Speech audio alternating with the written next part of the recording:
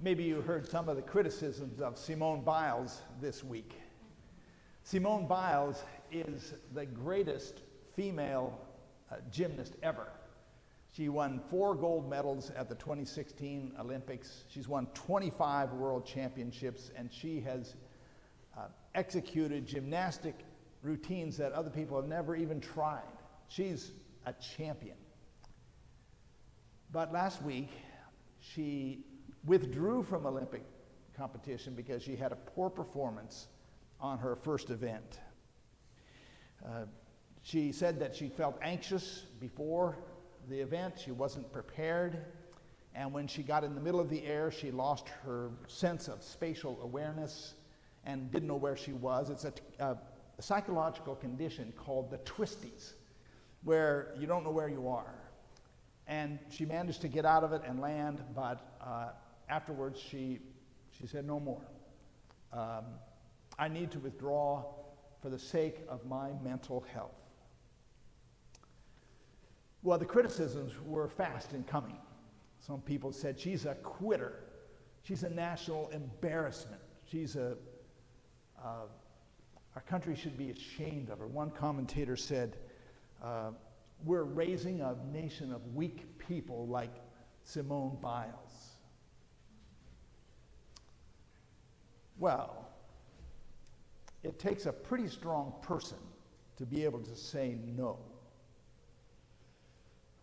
The pressure of being an Olympic athlete has made many people perform when their judgment said they shouldn't, and they either failed or were seriously injured. So Simone Biles said no, and I think it was a wise decision, and I think it showed maturity on her part. She showed us that she's human.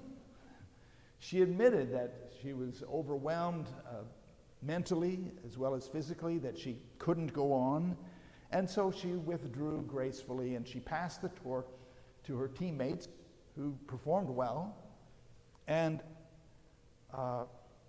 that takes a lot of maturity and a lot of humility. Well, in our epistle today, Paul is talking about maturity. He says, I beg you to lead a life worthy of the calling to which you have been called, with all humility and gentleness, with patience, bearing with one another in love. He's talking about the character of a Christian. The character of a Christian is humility, gentleness, patience, and love. It's not about believing the right things or even doing the right things, but it's about having the character of Christ. Having the maturity to live a Christ-like life. Our calling is to be like Christ. I beg you to lead a life worthy of the calling to which you have been called. And it's a high calling. It's not easy to live with humility and gentleness and patience and love.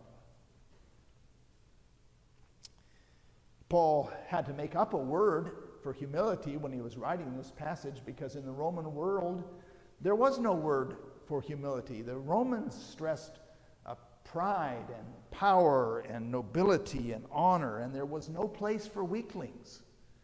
The goal in the Roman world was to get your name carved in stone on a building's arch.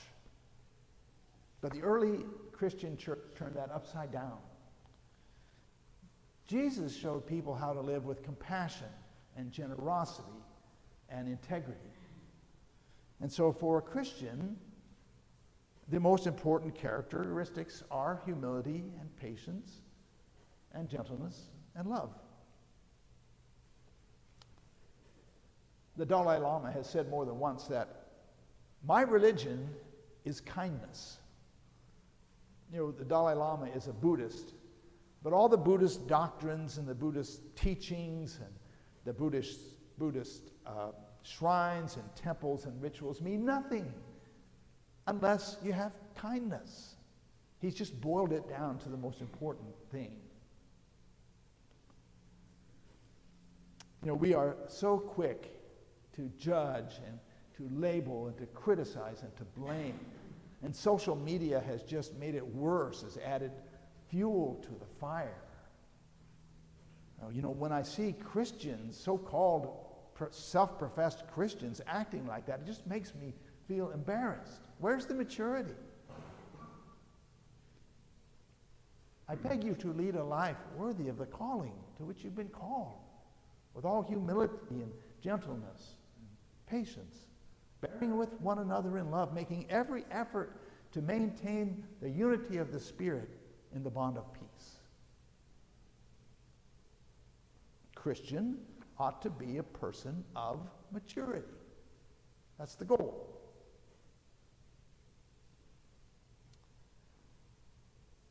Over 20 years ago, I was called to be the vicar of a small church on the coast of Oregon. So we moved there and bought a house, and put the boys in school, and Katie started grad school, and I started my job as a vicar. We were committed, but it did not go well. The previous vicar was very conservative, and he had attracted people from the town who were of like mind. And when I came and they saw that I was not like the previous vicar, they started to drift off, to leave. I became the vicar of the great disappearing church. And 3 couples decided that I was the problem, that I was not worthy to be a priest and I needed to go.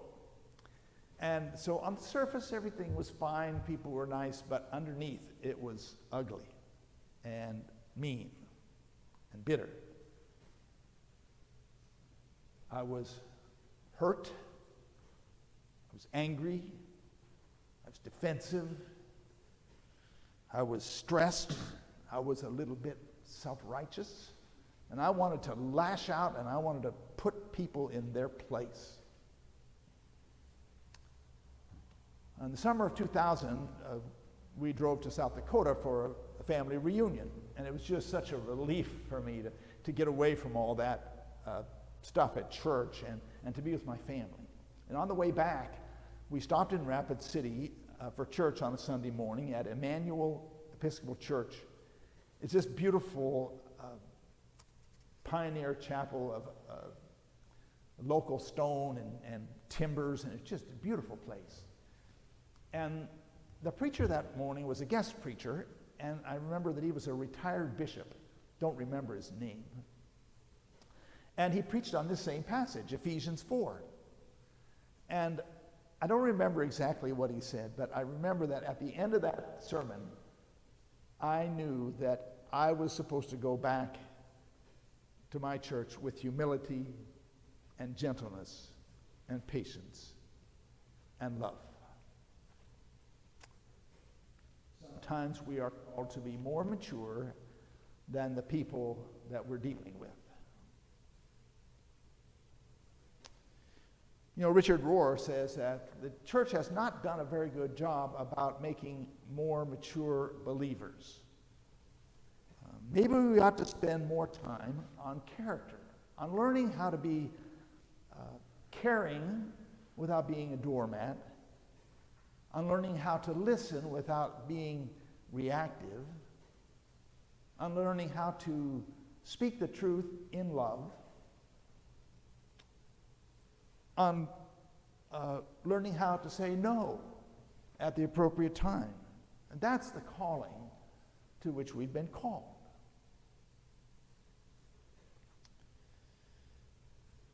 Back in my church in Oregon, when I was so stressed, I did 2 things right. At least I did that. First one thing was I prayed. And I said to God, I cannot deal with this. I just am at the end of my rope. Help me. And God did help me. And the second thing I did was I said to myself, I am not going to let this church kill me. And I started taking care of myself a little better. I began to set some boundaries. I began to make sure I got physical exercise. I said no to a few things. I let go of some control. I learned how to be a servant leader instead of a boss leader. And over time, as I began to get more healthy, the church began to get more healthy. And over time, it turned into a wonderful place. And I loved that church by the time I left. Paul says that we are to come to maturity, to the measure of the full stature of Christ. Simone Biles said no when she needed to. And maybe it would be good if we all learned to say no. Amen. Amen.